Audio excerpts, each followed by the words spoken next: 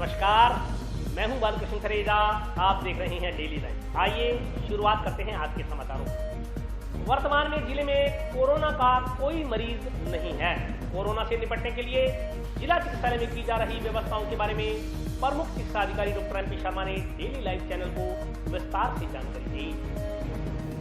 Corona संक्रमण को देखते हुए टाउन स्थित महात्मा गांधी राजकीय जिला चिकित्सालय में सफाई और अन्य व्यवस्थाओं पर खास ध्यान दिया जा रहा है। राजकीय जिला चिकित्सालय में आने वाले सामान्य मरीजों की जांच हेतु व पंजीकरण हॉल में पर्ची कटवाने की कतारों में भी लोगों से सोशल डिस्टेंसिंग के नियमों की पालना करवाई जा रही है। जिले में अब तक 11 कोरोना पॉजिटिव मरीज पाए गए थे। इसमें से सभी की रिपोर्ट्स नेगेटिव आने के बाद संक्रमण की चेन को तोड़ा जा सके, इसके लिए चिकित्सा विभाग द्वारा प्रयास किए जा रहे हैं। प्रमुख चिकित्सा अधिकारी डॉक्टर MP शर्मा ने डेली लाइव चैनल से हुई वार्ता में बताया कि केंद्र और राज्य सरकार की गाइडलाइंस के अनुसार जिला चिकित्सालय में चिकित्सा कर्मियों द्वारा मरीजों को लेकर भी सावधानियां बरती जा रही हैं। अस्पताल में काम कर रहे ANM, GNM व नर्सिंग स्टाफ सहित समस्त कर्मचारियों को व्यक्तिगत प्रोटेक्शन किट्स प्रदान की गई हैं। उन्होंने बताया कि पूर्व में मिले कोरोना पॉजिटिव मरीजों की ट्रैवल हिस्ट्री के अनुसार उनके संपर्क में आए स्थानीय लोगों के सैंपल एकत्रित कर उन्हें बीकानेर भिजवाया जा रहा है। प्रतिदिन औसतन 30 से 50 सैंपल जांच हेतु भिजवाए जा रहे हैं। उन्होंने कहा कि कोविड-19 संक्रमण के चलते आमजन का जीवन पूर्णतः बदल चुका है और आमजन को इस बदलाव को स्वीकार कर लेना चाहिए, क्योंकि कोरोना वायरस से बचाव भी इसका एकमात्र इलाज है। इसके लिए आमजन को सोशल डिस्टेंसिंग के साथ साथ हाइजीन का ख्याल रखना बेहद जरूरी है। उन्होंने बताया कि चिकित्सा विभाग के निर्देशानुसार भारत सरकार द्वारा संचालित की जा रही आरोग्य सेतु ऐप का प्रचार प्रसार भी किया जा रहा है। इस मोबाइल एप्लीकेशन में प्रत्येक व्यक्ति का स्वास्थ्य से जुड़ा डाटा तैयार किया जा रहा है। इससे समय रहते संक्रमण की चेन को तोड़ना आसान हो जाएगा। आरोग्य सेतु मोबाइल एप्लीकेशन सामान्यतः कॉन्टैक्ट लिस्ट और स्वास्थ्य से जुड़े डेटा को ट्रेस करके पहले कहीं कोरोना संक्रमित के संपर्क में आने की सूचना आपके मोबाइल पर प्रदर्शित कर देता है। इससे समय रहते कोरोना से बचा जा सकता है। उन्होंने कहा कि यदि कोई व्यक्ति कोरोना संक्रमित है तो वह अपने परिवार और दोस्तों से दूरी बनाकर रखे तथा जिम्मेदार नागरिक होने का दायित्व निभाए। जो गाइडलाइंस भारत सरकार राजस्थान सरकार के उसके अनुसार काम किए जा रहे हैं, हम कार्य कर रहे हैं। कोई कॉन्टैक्ट की हिस्ट्री आती है, बाहर से कोई ट्रैवलर की आती है, किसी के पॉजिटिव कॉन्टैक्ट की हिस्ट्री आती है, उसके हिसाब से हम उसका सैंपल करवाते हैं। जैसे कि पहले करवाए हैं, हमारे 11 पॉजिटिव जो केस आए थे उसमें 10 एसिम्प्टोमेटिक थे, एक ही सिम्प्टोमेटिक था। उन सबको हमने कॉन्टैक्ट के आधार पर ट्रेस किया था और उनकी सबकी सैंपलिंग करवाई। इसी प्रकार उनके जो प्राइमरी कॉन्टैक्ट्स थे, जो उनके संपर्क में सबसे ज़्यादा उनके रिश्तेदार हैं और हैं, कोई दुकान पे गए, उन सब के हमने सैंपल कर लिए। उनके भी सेकेंडरी कॉन्टैक्ट्स थे, उनके हमने सैंपल कर लिए और जो उनके संपर्क में आया सबके हमने सैंपल कर लिए।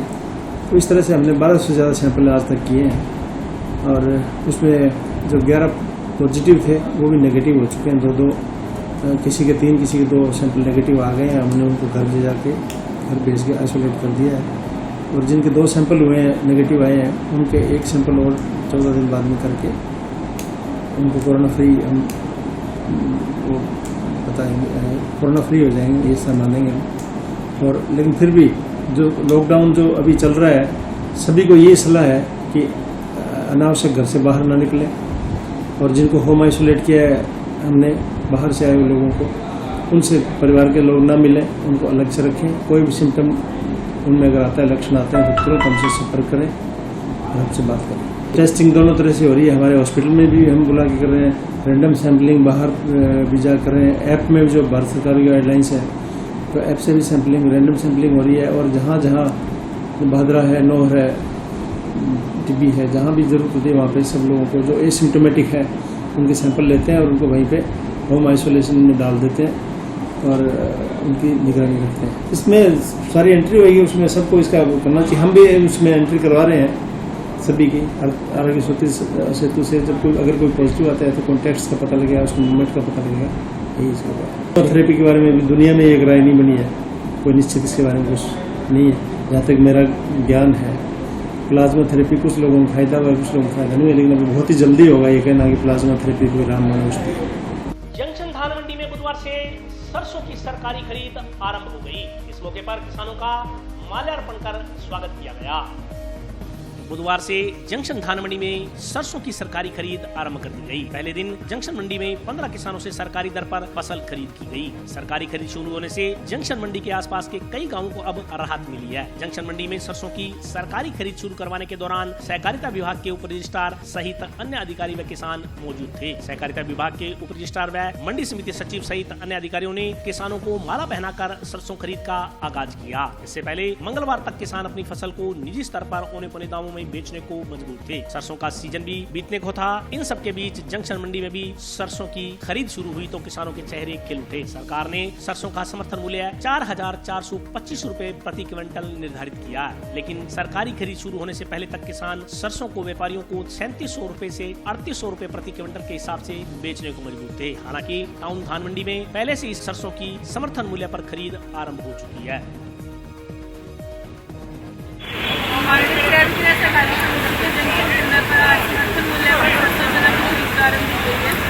राष्ट्र द्वारा कल किसानों को टोकन जारी किए गए थे और आज उनकी सूची बनाकर सूचित करके उनको खरीद आरंभ कर दी गई।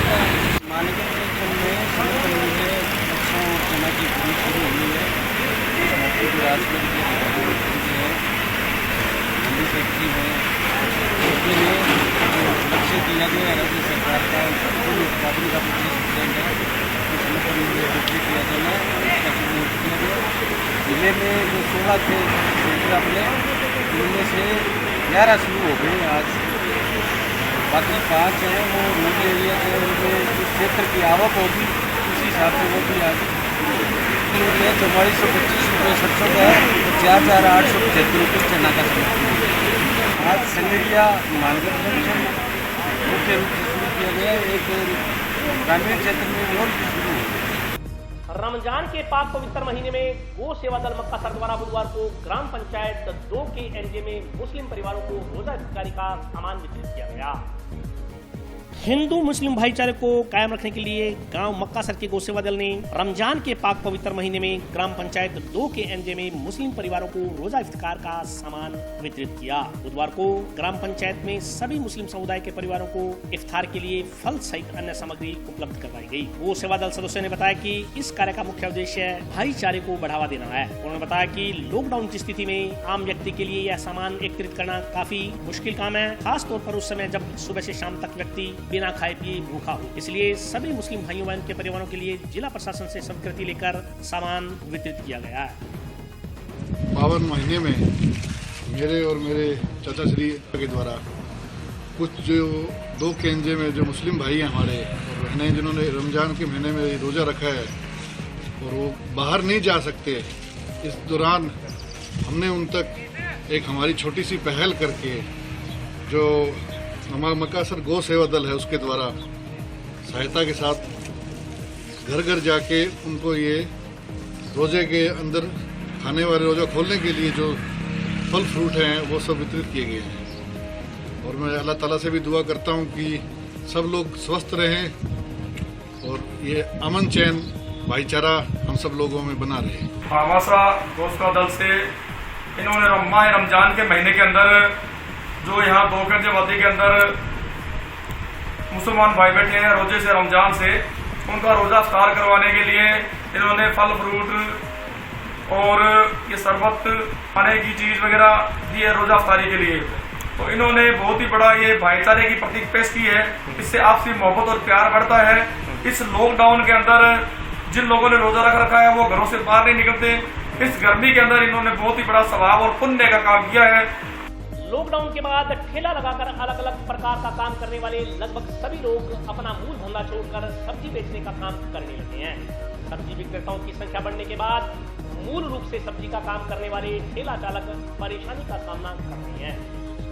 लॉकडाउन के चलते लोग घरों में रहने को मजबूर हैं। ऐसी स्थिति में छोटे और मंझोले दुकानदार आर्थिक परेशानी के दौर से गुजर रहे हैं। दुकानें बंद होने तथा कामकाज ठप हो जाने की वजह से दिक्कतों का सामना करना पड़ रहा है। वहीं लॉकडाउन के दौरान सरकार द्वारा आवश्यक वस्तुओं की पूर्ति जारी रखी गई। इसके तहत गली गली में सब्जी आदि के ठेले सब्जी विक्रय करते देखे जा सकते हैं। सब्जी की अत्यधिक रेहड़ियां लगने के कारण सब्जी का कई वर्षों से काम कर रहे सब्जी विक्रेता काफी परेशान है। सब्जी विक्रेताओं का कहना है कि जो लोग अन्य धंधों की रेहड़ियां लगाया करते थे वे सभी चाट पकौड़ी आइसक्रीम आदि का काम छोड़कर सब्जी बेचने का काम करने लगे हैं। ऐसी स्थिति में पुराने सब्जी विक्रेताओं का कामकाज चौपट होकर रह गया है। सब्जी का ठेला चलाने वाले श्रमिकों ने जिला प्रशासन से मांग की है कि फास्ट फूड, मनियारी, बर्तन, कॉस्मेटिक्स आदि का धंधा करने वालों को अतिशीघ्र अपना धंधा करने की छूट प्रदान की जाए ताकि जो लोग मूल रूप से सब्जी का काम करते थे उनका धंधा पुनः शुरू हो सके।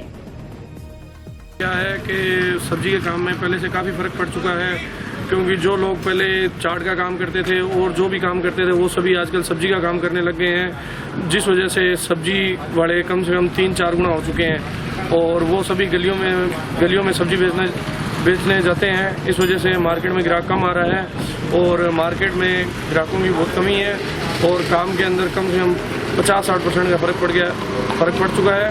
पहले से काम आधे से ज़्यादा कम हो चुका है मार्केट के अंदर और जो भी हैं वो भी बेरोज़गार लोग हैं जो जा रहे हैं, वो भी अब क्या करें क्योंकि उनका भी रोज़गार बंद हो चुका है पूर्ण रूप से।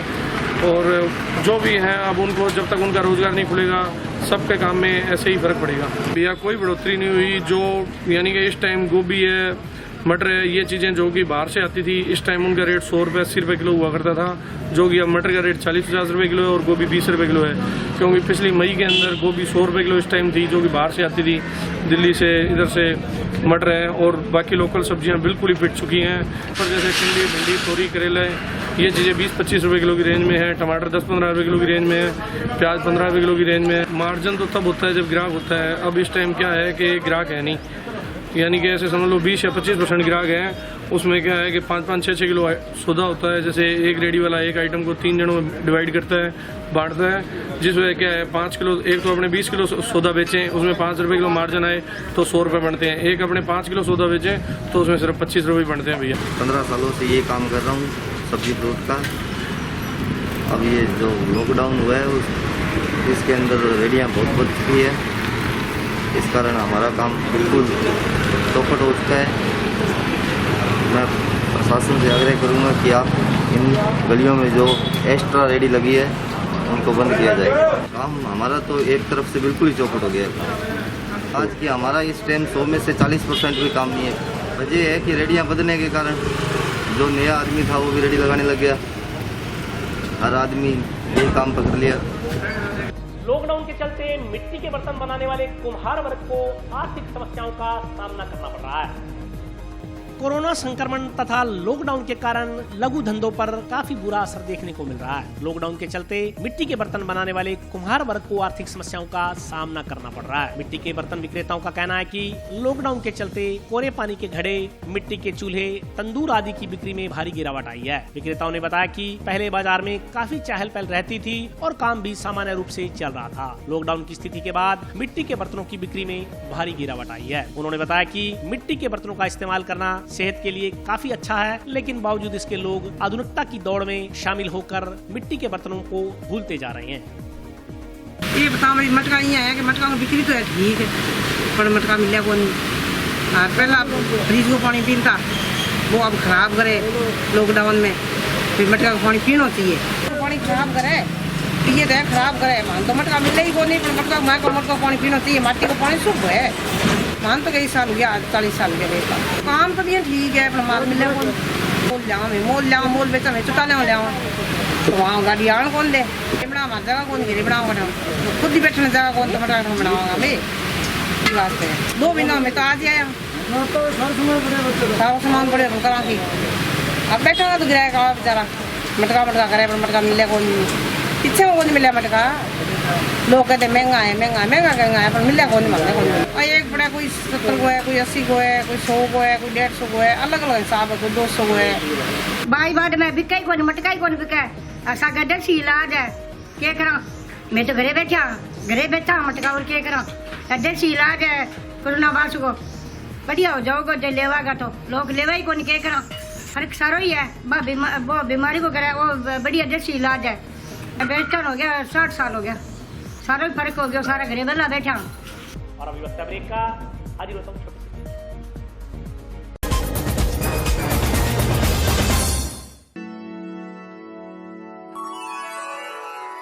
यूं तो कई बार मुझे हंसते देखा है, पर ये हंसी कुछ और है। ये गहना मुझ पर जचता है, पर ये महज एक गहना नहीं, ये रूपरेखा है मेरे मन की, हंसती खिलखिलाती लहरों की, जो आतुर थी अब तक मुझ पर सजने को। इसलिए ये गहना ही मेरा सच्चा श्रृंगार है, श्रृंगार है, श्रृंगार है।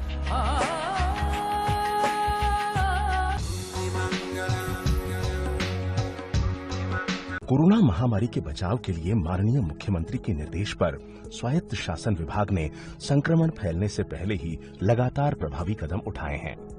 प्रतिदिन लाखों जरूरतमंदों को मुख्यमंत्री भोजन योजना के तहत विभिन्न संस्थाओं के सहयोग से भोजन वितरित किया जा रहा है।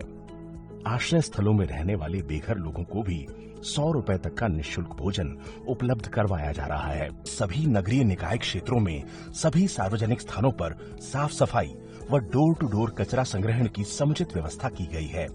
सभी सफाई कर्मचारियों, जमादारों और स्वास्थ्य निरीक्षकों को सैनिटाइजर, साबुन और दस्ताने खरीदने के लिए 1,000 रुपए की नकद राशि दी गई है। प्रदेश के श्रमिक, वेंडर्स और जरूरतमंद परिवार जो किसी योजना में पंजीकृत नहीं हैं, उनको सरकार ने 1,000 रुपए की सहायता दी है। अब इन्हें 1,500 रुपए की और अतिरिक्त सहायता दी जा रही है। गली मोहल्लों में सार्वजनिक स्थानों पर सोडियम हाइपोक्लोराइड का छिड़काव कर उन्हें विसंक्रमित किया गया है। किराना और दवा की दुकानों को लॉकडाउन में छूट दी गई है। साथ ही ग्राहकों के बीच 1 मीटर की दूरी रहे, इसके लिए 1-1 मीटर पर सर्कल बनवाए गए हैं। सभी निकायों में आवारा पशुओं के लिए चारे व भोजन की व्यवस्था की गई है। मुझे पूरा संतोष है कि स्वायत्त शासन विभाग का हर व्यक्ति, हर कर्मचारी, हर अधिकारी पूरी लीजाम से इस कोरोना वायरस के विरुद्ध जंग में उतरा हुआ है और वो निश्चित तौर पर जो है इसके अच्छे परिणाम देखने को आगे जाकर मिलेंगे। इन व्यवस्थाओं में आप भी सहयोग दें। बहुत जरूरी हो तभी घर से बाहर निकलें। बाहर जाएं तो मास्क जरूर पहनें। नियमित रूप से हाथ धोते रहें। सामाजिक दूरी बनाए रखें। खांसते और छींकते समय रुमाल लगाएं। आइए हम मिलकर कोरोना को हराएं। ब्रेक के बाद स्वागत है। आइए नजर डालते हैं अगले समाचारों पर।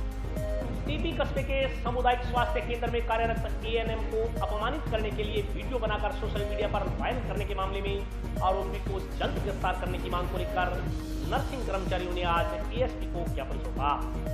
जिले के टीबी के सामुदायिक स्वास्थ्य केंद्र में एएनएम को अपमानित करने के लिए वीडियो बनाकर सोशल मीडिया पर वायरल करने व राज कार्य में बाधा पहुंचाने का मामला तूल पकड़ गया है। इस मामले को लेकर आज नर्सिंग कर्मचारियों ने अतिरिक्त पुलिस अधीक्षक को ज्ञापन सौंपा। ज्ञापन में बताया गया है कि गत दिनों टीबी सीएचसी में एक व्यक्ति ने एएनएम के साथ अभद्र व्यवहार किया था। इस संदर्भ में टीबी थाने में मामला दर्ज भी करवाया गया था, लेकिन अभी तक पुलिस ने आरोपी को गिरफ्तार नहीं किया। इससे नर्सिंग कर्मचारियों में रोष व्याप्त है। उन्होंने इस मामले में आरोपी को शीघ्र गिरफ्तार करने की मांग की है। इसके अलावा नर्सिंग कर्मियों ने तहसील नोहर के उप स्वास्थ्य केंद्र में कुछ लोगों की ओर से नर्सिंग कर्मियों के साथ अभद्र व्यवहार किए जाने का मामला उठाते हुए घटना के संदर्भ में थाने में सौंपे गए परिवाद पर जल्द मामला दर्ज करने की मांग की है। साथ ही इन दोनों मामलों में आगामी रविवार तक कार्रवाई नहीं होने पर सोमवार से विरोध स्वरूप काली पट्टी बांधकर कार्य करने की चेतावनी दी गई है। ज्ञापन देने वालों में एसोसिएशन के पूर्व जिलाध्यक्ष गुगनाराम सारण, सुनीता देवी, सुखविंदर, रत्ना कुमारी सहित कई नर्सिंग कर्मचारी मौजूद थे।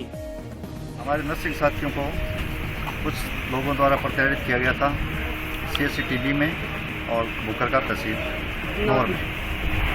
हम आज माननीय एसपी साहब से मिलने आए थे, इसी कारणवश वो यहाँ पे थे नहीं।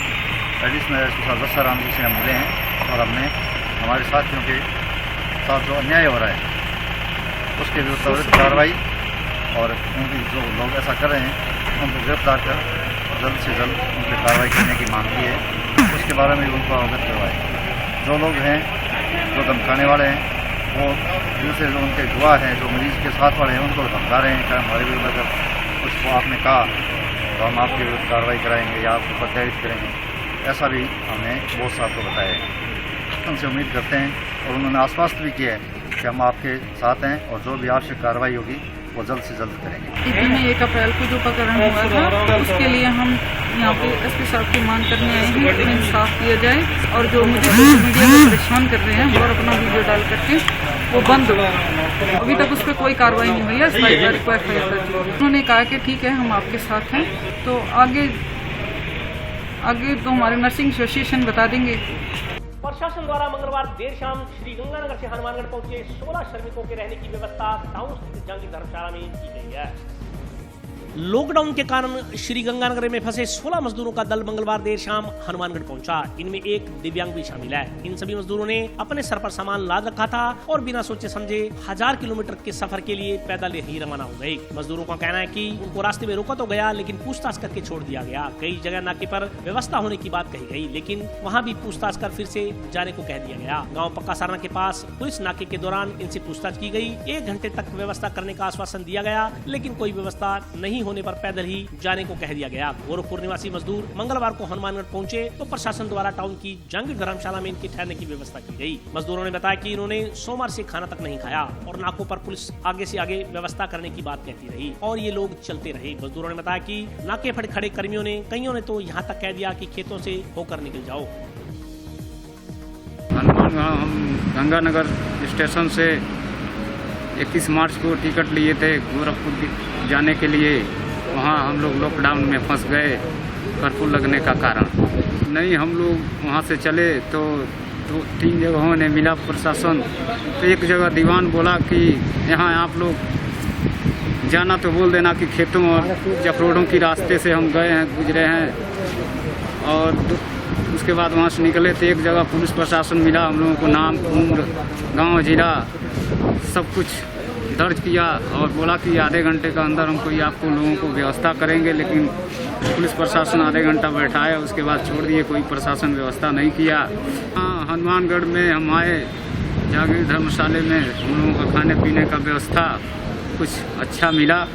यहाँ नायब तहसीलदार, नायब साहब यहाँ पहुँचे अन्य और सिपाहियों के साथ।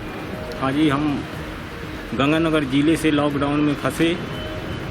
उसके बाद से हम लोग इंतज़ार किए, पुलिस प्रशासन जो भी करे हम लोग के लिए करे।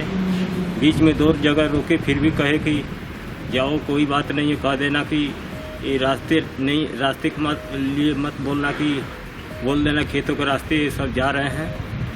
हम लोग कुशीनगर उत्तर प्रदेश, गोरखपुर मंडल उत्तर प्रदेश के रहने वाले हैं।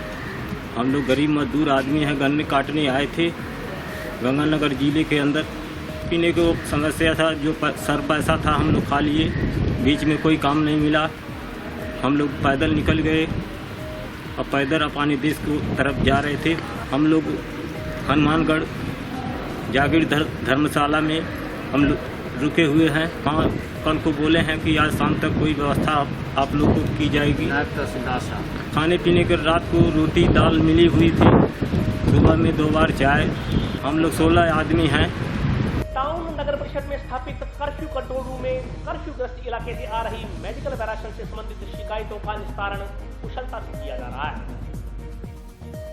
टाउन स्थित नगर परिषद में स्थापित कंट्रोल रूम में 6-6 घंटे की 3 शिफ्ट्स में 3-3 कर्मियों की ड्यूटियां लगाई गई हैं। कंट्रोल रूम में ड्यूटी पर तैनात पंचायत प्रसार अधिकारी ने बताया कि कर्फ्यू ग्रस्त क्षेत्र में राशन और मेडिकल संबंधी शिकायतें प्राप्त होती हैं। इन शिकायतों का रजिस्ट्रेशन कर इनके निवारण के लिए संबंधित अधिकारियों को सूचित किया जाता है। इसके अलावा आवश्यक कार्य हेतु पास बनवाने को लेकर भी लोग कंट्रोल रूम में संपर्क कर रहे हैं। उन्होंने बताया कि कर्फ्यू ग्रस्त इलाकों में आवश्यक सेवाओं के लिए पासेज की स्वीकृति दी जा रही है। ये नगर परिषद हनुमानगढ़ में कर्फ्यू कंट्रोल रूम का गठन किया हुआ है।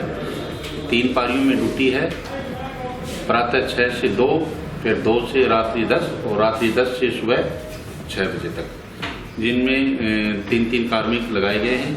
जो कर्फ्यूग्रस्त क्षेत्र और वो हनुमानगढ़ के जो वार्ड हैं उनके अंदर जो शिकायतें आती हैं, चाहे वो मेडिकल से संबंधित हैं, राशन से संबंधित हैं, पशु चारा से संबंधित हैं या अन्य कोई भी पास से संबंधित हैं, उनका रजिस्ट्रेशन कर और संबंधित के संपर्क सूत्र उनको दिए जाते हैं और समस्याओं का निदान किया जाता है। राशन संबंधी के लिए तो जो संबंधित BLO वार्डों में लगाए हुए हैं उनसे संपर्क करवा करके उनकी खाद्य सुरक्षा से जो वंचित परिवार हैं या जो आवश्यक हैं जरूरतमंद परिवार हैं उनको BLO के मार्फत किट वितरण से संबंधित भी आती है। जैसे किसी को बाहर जाना है वो हरे से संबंधित पहले कंट्रोल रूम कर्फ्यू था तब हरे से संबंधित थी, पास से संबंधित थी, दुकानों का पास है। शिकायत का रजिस्ट्रेशन करके संबंधित को जो है उसका BLO के नंबर दिए जाते हैं या जो मेडिकल एजेंसियां करते हैं उनके नंबर दिए गए और संबंधित को इसका नंबर नोट करवाए जाते हैं और इस प्रकार से लगातार यूथ क्लब पदाधिकारियों ने मानव सेवा की मिसाल देते हुए एक विकलांग वृद्ध को उपचार के लिए अस्पताल पहुंचाया। यूथ क्लब के सदस्यों ने बुधवार को एक बेसहारा व बीमार बुजुर्ग की सूद लेते हुए उसे नहलाकर अस्पताल में भर्ती करवाया। क्लब के सदस्यों ने बताया कि उन्हें किसी ने दूरभाष पर सूचना दी कि जंक्शन में और ब्रिज के नीचे एक बुजुर्ग बीमार हालत में पड़ा। सूचना मिलने पर वे सदस्यों के साथ मौके पर पहुंचे। सबसे पहले बुजुर्ग को नहलाया गया, इसके बाद उसके खाने पीने की व्यवस्था की गई। बुजुर्ग का एक पैर खराब था, इलाज के लिए उसे अस्पताल भर्ती करवाया गया। सुबह की ऐसा ही शंभूलाल जी कॉल आई थी, जैसा कि उन्होंने बताया कि एक जो अंडरब्रिज है उनके पास में एक बुजुर्ग आदमी है जो काफ़ी टाइम से वहाँ बैठे हैं। बिस्तरा लगा के उन्होंने सुबह सूचना मिलने पर हमारी यूथ क्लब टीम यहाँ पहुँची है। तो इन्हें सुबह हमने आके थोड़ा नहलाया वगैरह इनको, अब इनको हॉस्पिटल ले जाना है। हमने आके पहले यहाँ पे टेलर की दुकान है, काफ़ी टाइम से इनकी देखभाल कर रहे हैं। तो उन्होंने ये बताया कि काफ़ी टाइम से इनके पास जो डॉक्यूमेंट वगैरह इन्होंने उनको दे दिए थे। उनके डॉक्यूमेंट है, आधार कार्ड है, इनका राशन कार्ड है और बैंक पासबुक भी है। उनको उससे शायद पेंशन वगैरह भी आती है इनकी। उसके बाद हमने इनके सहयोग से और हमारी टीम के सहयोग से इनको नहला दिया है और इनको हॉस्पिटल ले जाने के। आज के लिए बस इतना ही। कल फिर हाजिर होता हूँ नए समाचारों के साथ। तब तक आप स्वस्थ रहिए, प्रसन्न रहिए और अपने स्वास्थ्य का ध्यान रखिए। नमस्कार।